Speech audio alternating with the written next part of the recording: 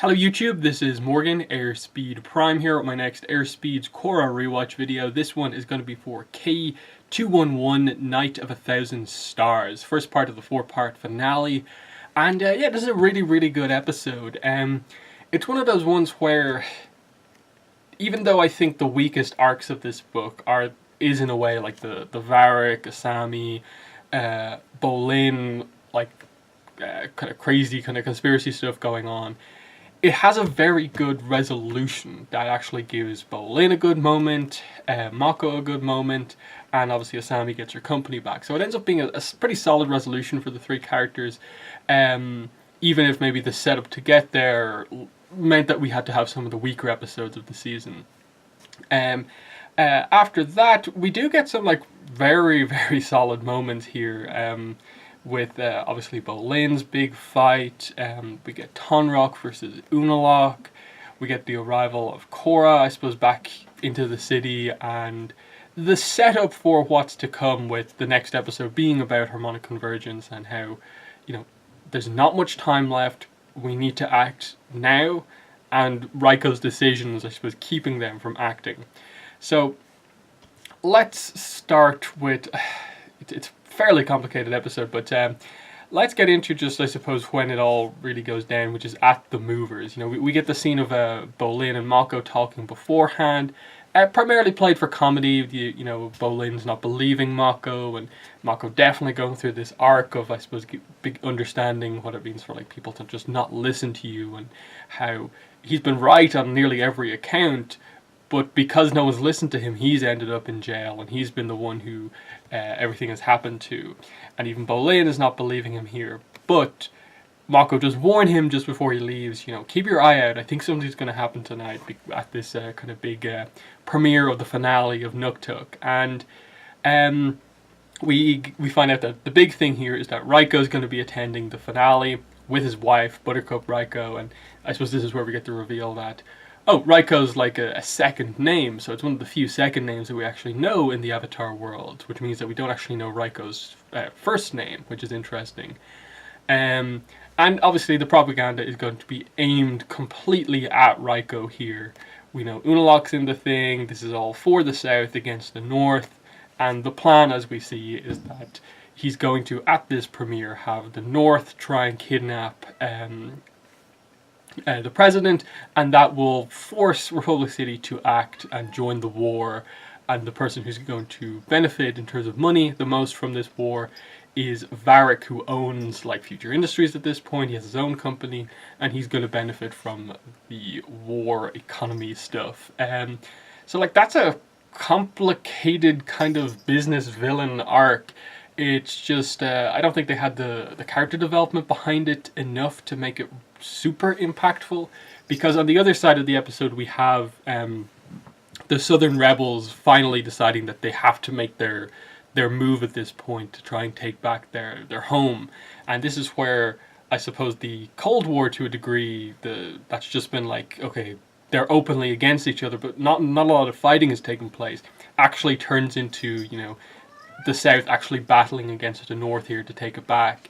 And yeah, the result here is that you get the moment where, you know, into the movers, you know, the final of the movers, Bolin goes outside, Asami follows him out, and I think this is where you begin to see some of the weird stuff with Asami in this book, in that it, to a degree, feels like they just forget about like what's basically just happened. Like, why is Asami so happy? Why is she the one who's kind of, in a way, composed during all of this, when she should really be the one who kind of needs more comforting in a way than Bolin does? Because they've already sort of said it, that like, you know, it upsets her that, you know, one, her father's in prison, but now her, you know, quote-unquote boyfriend is also in prison. And she's just happily there at the movers with Bolin, goes out to kind of help cheer him up, and she's sort of joking around with him. And it's just, it really feels like they just completely lost track of what they were trying to do with Asami in this book, because as much as she gets her company back more or less by the end of this episode, it's nothing to do with her as to how that happens. it's Mako and Bolin who are given the, I suppose, development out of this arc.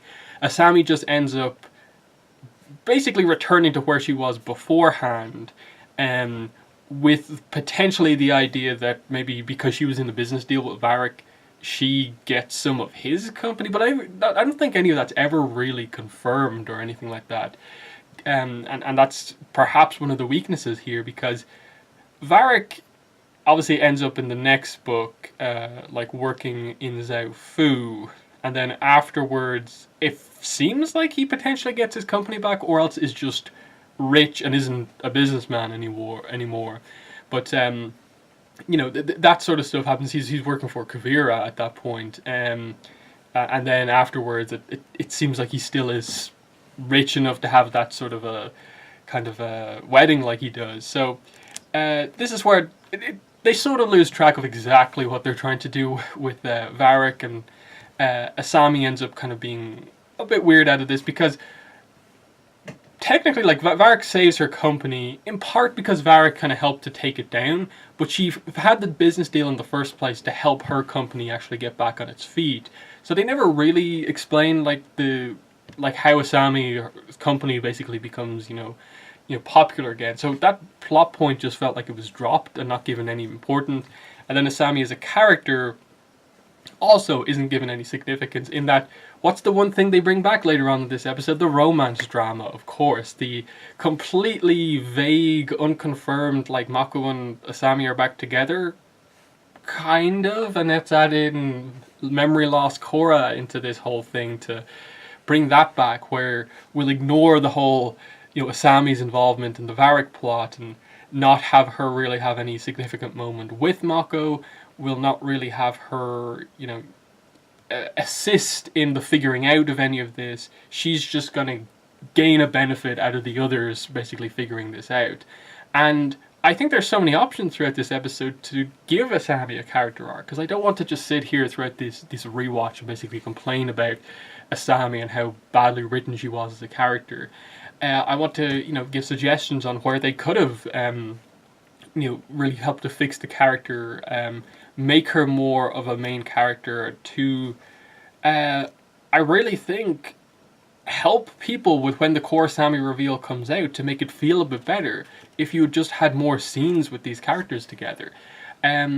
So it's one of those ones where, like, I like the Asami Bolin scene because it's sort of going back to, like, the first episode where, like, they were sort of teamed up together before Bolin was taken off with the whole movers stuff, and then Asami was sort of sidelined for the most part, and it's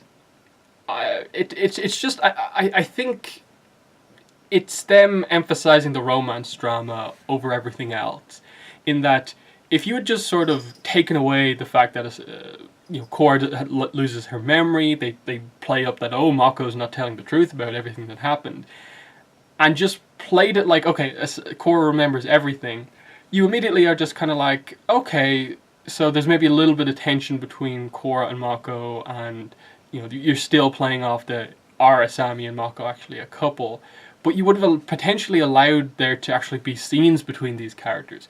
Korra talked to Asami, Asami talked to Mako, Korra talked to Mako, without it just being this kind of I forget everything moment. And then I think the other factor in all of this is that Korra and Mako, their issues are more or less, I think, resolved at this point. As of the end of this episode, they've both more or less completed their arcs within this season. Of course, Korra is going to have to do some big fighting stuff and gain some final spiritual elements in the finale. But for the most part, their individual character arcs are complete as of more or less the end of this episode. And to me, in doing so, they've more or less completed, got past the issues that caused them to break up in the first place.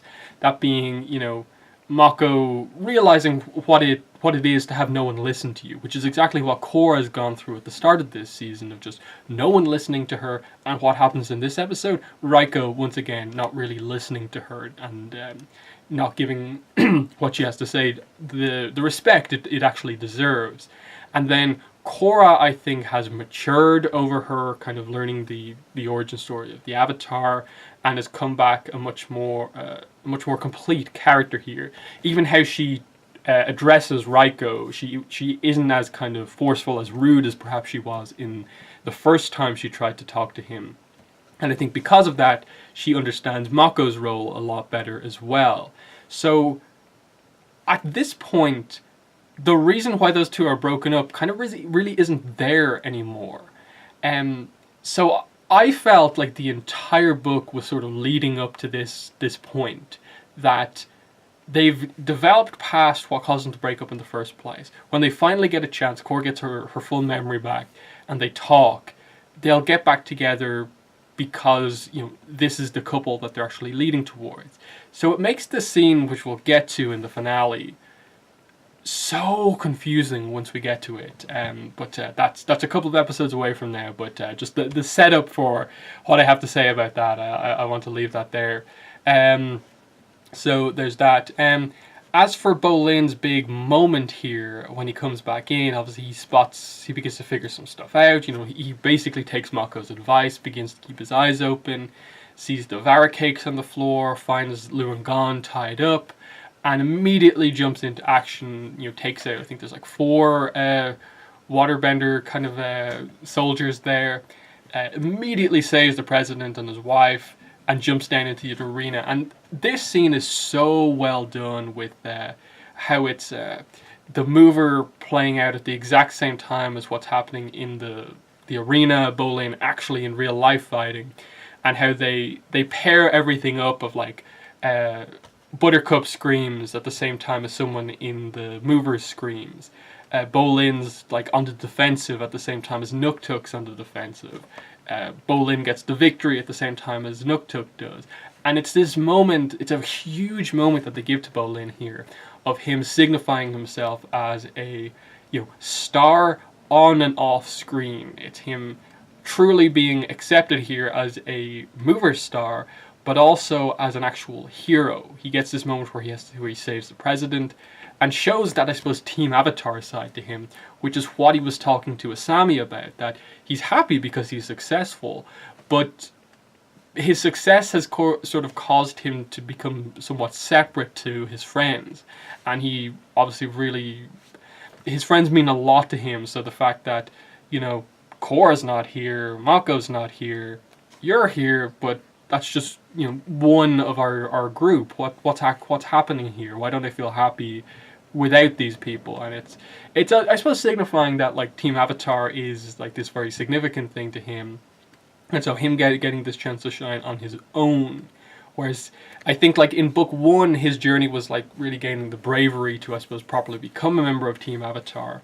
Here is him showing that he can be the sort of star on his own. He doesn't need the team, but he can be part of that team, and they can be so good together. But it's him proving himself on his own here, because look at where Bolin started, not knowing what to do, and here he is proving himself. And especially for him to have such a turnaround with regards to the pro bending arena, from complete failure with the fire ferrets, the new lineup of the fire ferrets in the first episode, to basically both of his key successes coming in the arena. That's where they hold the movers, and him getting his big saving the president moment also in the arena. So it's this very significant location to him, and he forces the guards to admit that, you know, they have in fact been hired by Varrick, and this is where it all comes out. It all immediately unravels for Varrick. Lin arrests him. Mako is, you know, forced to be freed because of this. I even like the Lin Raiko scene where they both have to kind of retroactively like acknowledge that, you know, he was the one who was onto this the entire time. You've got a good officer there, and Lin says, yeah, one of the best. And it's this significant moment where she realizes that he is really good. She should have been listening to him and not just dismissing him this entire time. And so she, you know, fixes that by promoting him and demoting the other two. Which I think is this amazing moment for Mako when he's freed from prison and just gets the full, you know, celebration return moment from basically everyone, because he was right about it all. He did help to unravel this plot. He stopped a out and out war from happening at this point. And basically stopped someone just profiting from probably the death of a lot of Southerners and Northerners, which was about to happen, as well as the Republic City Army. So Mako accomplishes something pretty huge here, but watch the episode. Look at the timing of how this happens. It goes from the big moment of, like, you know, celebration, Mako's back, one of his biggest moments in the entire series, to immediately romance drama times like 20. You know, Asami's about to run up and hug him, bring that romance, you know, back into play again. Then Korra comes up and it's just like, she reveals to us as the audience that, like, oh yeah, I don't have my memory. Like, the only thing I've forgotten is that, you know, we broke up. That seems to be like the only thing that she's actually missing. So, you could see, like, that decision for her to, the only thing for her not to remember really at this point in time is the breakup, tells you that the writers were all about romance drama. That's the point where it's not just, I think, my opinion that, like, there's too much drama here. The writers were writing this with the aim of having drama, and the problem is, it doesn't really go anywhere. Like, there is no real drama as such. Like, Korra gets her memories back from the Tree of Time. She remembers it. The scene with Mako and Korra happens at the end of the book, and then Korra, Mako and Asami have, I think, one scene in, like, I think it's the next episode on the boat, and nothing really after that. Nothing of significance really happens after that. To the point where, like, we don't know come the end of this book what the situation is.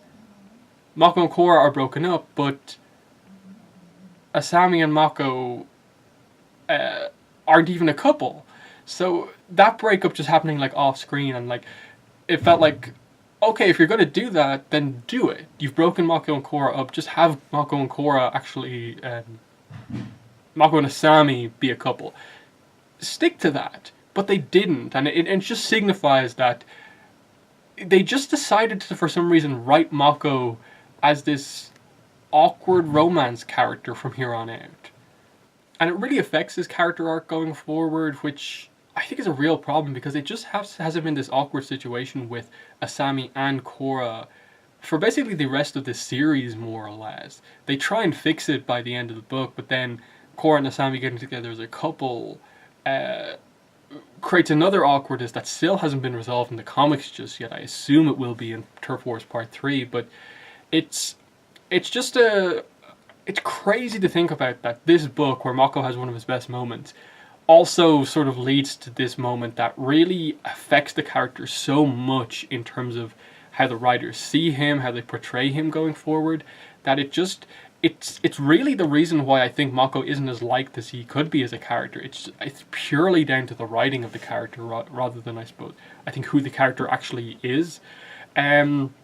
So, you know, some negatives there with that one. And it just, does it ruin his big moment? I don't think so, but it's just like, come on, guys, really? Celebration from his best moment into just this pure awkwardness that no one really liked. I don't know what they were thinking. Because the result of it is just that they ruin, I think, what is a potentially strong relationship, Mako and Korra. And the benefit of this is, like, there's no real benefit. The result of this is that, like, we don't get much Mako Korra stuff going forward. We don't get much Mako Asami stuff going forward. And, like, really until, like, book 4, like, Korra and Asami don't really get, like, a ton of, like, amazing scenes together. So the result is that you turn what could have been, like, a really good dynamic of, like, developing 3 of your 4, like, main characters into just awkwardness between the 3 of them that really hinders you from actually developing their relationship dynamics. So there's that. What else is there to talk about here? I suppose the Unalaq and Tonraq fight is a big one. It's pretty crazy. Like, obviously you can tell that to a degree the North are sort of retreating. They're kind of luring the South in. And Tonraq decides that he wants to finish this. This is, I suppose, him previously having revealed that, like, he has issues with his brother, but like he's never going to like hurt him. But now that he's at war, he's figured out the truth about why he was banished. There's anger here, and there's a real intensity to this rivalry here, and you can tell that both of them kind of want to prove to each other that they're the better. In that, obviously, Unalaq is just out and out the more spiritual one. That's not even up for debate. But I think the idea, in a way, going into this fight is that you're like, okay, Unalaq's a good waterbender, but like this is Tonraq we're talking about here. He's so, physical, athletic, powerful and strong, and a really good waterbender in terms of his technique based on what we've seen. He should be able to beat Unalaq, but the demonstration here is that Unalaq has so many of these techniques, plus the power, and I suppose to a degree the fact that he maybe has a more spiritual waterbending style. It actually gives him the advantage over Tonraq, that he has this more subtle style that counters Tonraq's power and kind of the dynamic moves that he does really well.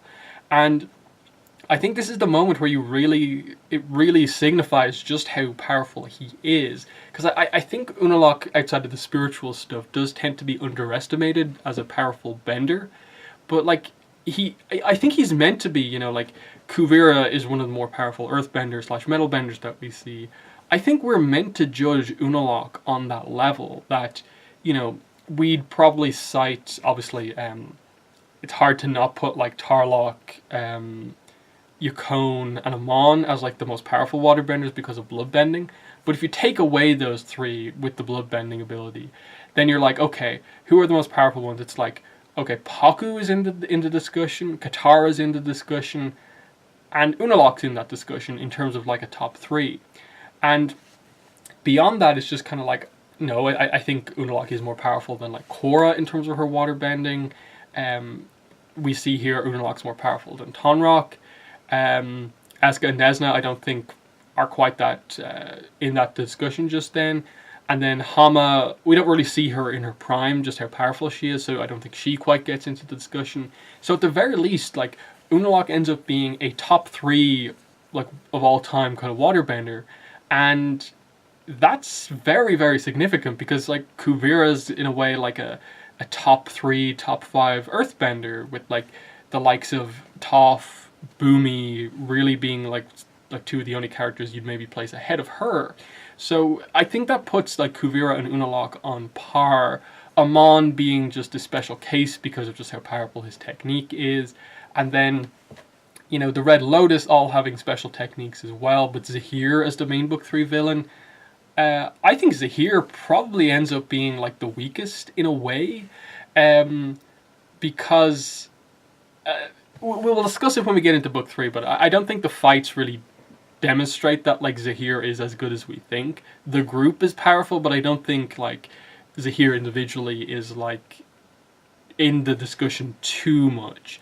But let's continue with this episode. I think the other big thing to discuss here is that obviously with just finish up the final point. Tonraq taken out here. Obviously, I don't think we're really meant to interpret it as death, but that this move was meant to take Tonraq out of like the finale, basically. He's not going to play any sort of significant role going forward because he's so badly injured here. I think the other significant thing to talk about is Korra's return and her asking Raiko for help. The entire like propaganda piece of the Nuktuk finale was meant to basically be like, Raiko, you have the potential to be this amazing person who can help so much, and hyping him up in that way. And he has like Bolin to sort of repay and so on, but he still refuses when Korra explains it to him. And I think this is the most indefensible kind of reaction from Raiko. I don't think there's any real way to properly, get why he doesn't in any way try to act to help Korra here. And the way the result kind of ends up going, it ends up being his probably worst decision that he makes as the president, because Korra is basically saying the world is going to end. This all-powerful spirit, if we don't act, is going to come and destroy the world. And he decides that, okay, I'll just defend the city. That's the best way to do things. And he just doesn't get it. He just doesn't get that no matter how powerful his army is, they're not going to be able to defeat Vaatu once he's released. That the only person who really can stand up to him is going to be Korra. But Korra is still not overly spiritual at this point, so it's still going to be a struggle. And the idea is that like they have to make an effort to try and stop harmonic convergence from even happening. And imagine how much simpler, given the way things go, things would be if they had the entire, Republic City army, United Forces, backing them up. I think that would have turned everything around, because I think that would have allowed them to overpower the Northern Army, take control of that portal, seal that portal, and I think you could have realistically stopped harmonic convergence from happening. Maybe Korra doesn't have time to close both portals, but with one open, it would have been this really interesting thing to see. Is that enough for Vaatu to be freed or not? And so on. But obviously they have to have that happen, but they do it by basically making this decision from Raiko just feel very, very bad. And it's why in the comics right now, I'm just like, yep, I just accept that like Zhu Li is going to become president at some point, and Raiko is just going to go down as a fairly ineffective president who didn't make many good decisions at all during his time. And it's another one where it adds into the whole no one's listening to Korra in this book, even though she tries a different approach with Raiko, still doesn't get agreed with. And even Tenzin's like, what are you doing, Raiko? Still doesn't agree. Bolin tries to convince him, but it's just a big no. And I get it to a degree. Like, he wants to protect his city, but he doesn't know what he's talking about here in this case. The fact is that he thinks his army, he can protect his city, but like again, it's the idea of like the whole world is at risk, not just your city. Are you not going to use your army to help protect the entire world? And it's a little bit selfish. He makes the simple move to basically keep himself in power, that the citizens see that he's acting to protect them. He'll be voted for again, but it ends up not working out, whereas the preemptive strike would have worked out so much better.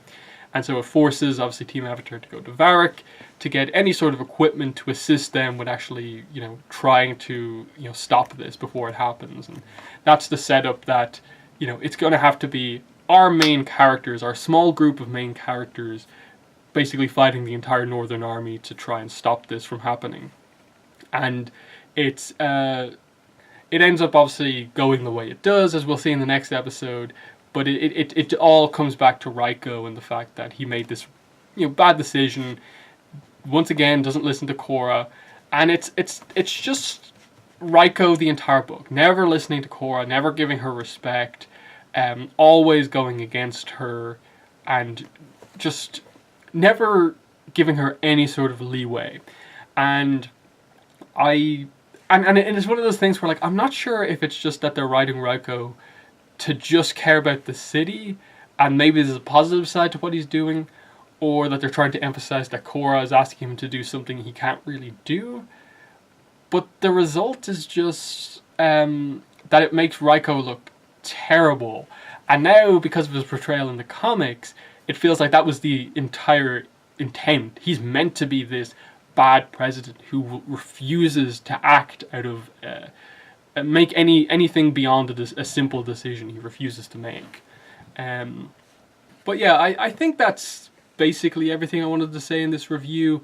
I think it's a good episode. It just happens to have